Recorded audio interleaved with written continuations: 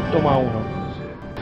Si recorremos con nuestra memoria o analizamos con un estudio pormenorizado a todo el reino animal y vegetal, sin olvidar aquellos seres unicelulares que provocan la polémica de su clasificación, sabemos que el asesinato es una costumbre muy usual en el ambiente de la vida. Sin embargo, hay una práctica mucho más grave y familiar que nos deja tremendamente solos en el ámbito de la escala zoológica. Aunque busquemos afanosamente ejemplos de animales que viviendo en grupos participen de reyertas mortales contra otros colectivos de su propia especie, hermanadas, bandadas, cardúmenes, etc., jamás encontraremos que dicha actividad criminal proceda de un acto tan en primer grado, planificado y científicamente organizado como la guerra humana. Estas conclusiones se agravan cuando vemos que la mayoría de estas tragedias irreversibles son ejecutadas voluntariamente, persiguiendo el objetivo de favorecer los intereses de una minúscula cantidad de individuos pertenecientes o no a la población afectada. Dicho objetivo raras veces es explicitado.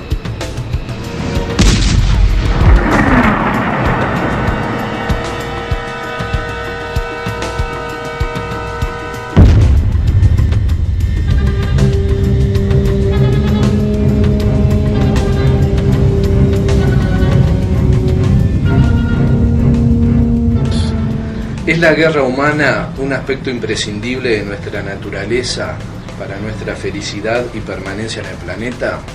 ¿A quiénes hacemos felices con nuestros millones de cadáveres evitables y nuestra cultura destruida irremediablemente?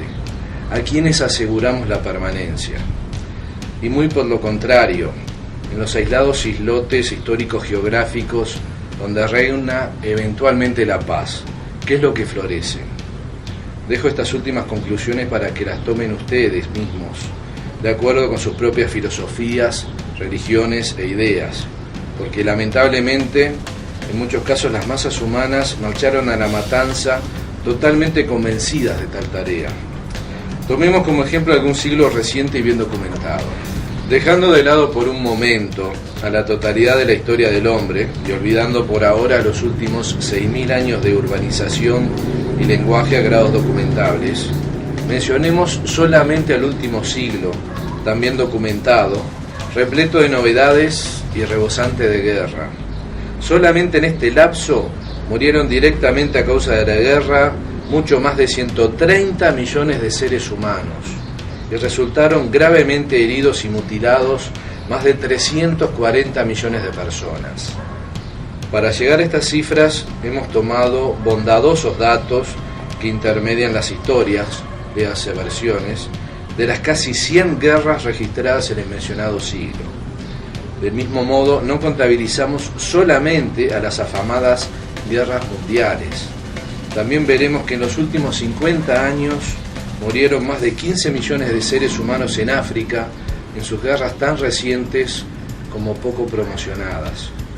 En Asia las cifras aumentan y en América la sutilmente llamada Guerra Fría generó decenas de guerras internas gobernadas en la práctica y en la teoría por el simbolismo nazi, el que supuestamente había perdido en la Segunda Guerra Mundial.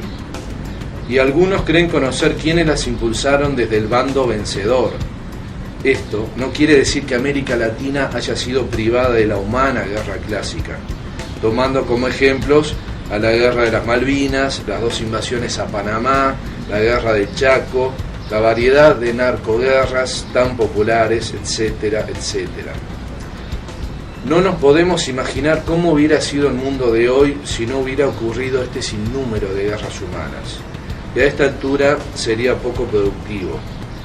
Yo plantearía algo más útil y urgente. Imaginemos que en el mundo del futuro se pueda ir eliminando este aspecto tan natural de nuestra especie. ¿Qué habría de hacer para lograrlo? Sin duda que el primer paso sería conocernos lo más posible. Algunas de las conductas de nuestra naturaleza originaria fueron atenuadas para poder vivir en grupos o en grandes sociedades. Otras fueron estimuladas porque parecían positivas. Parece ser que fue estableciéndose lo que estaba bien y lo que estaba mal. ¿Qué sucedió con la guerra?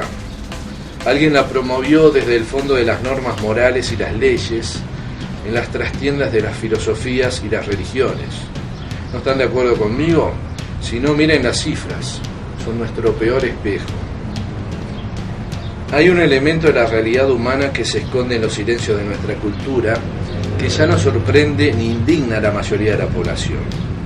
Hay un dato que a poca gente le parece horrendo, tal vez porque ya no lo sepa. De todas las industrias que producen sus rentables manufacturas en el planeta Tierra, la que más millones de dólares mueve, sin polémicas financieras y alguna fricción geopolítica, es la industria armamentística. ¿Por qué? ¿Para qué? Algunos opinan, no sin razón, que este dato también contribuye a la popularización de la guerra, sumándose a los rasgos atávicos la naturaleza humana, pues una industria tan próspera exige y promueve sus resultados económicos.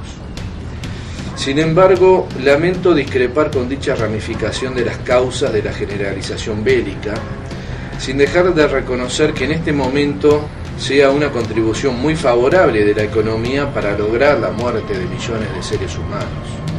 No creo que sea un hecho independiente de nuestra naturaleza violenta, pues ¿por qué alcanzó tal prosperidad dicha monstruosidad industrial tecnológica?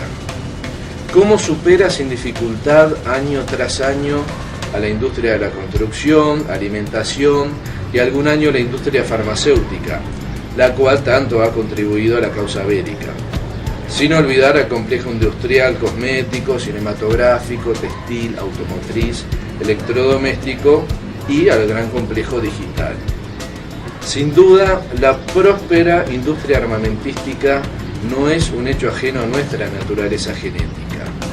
También nos representa.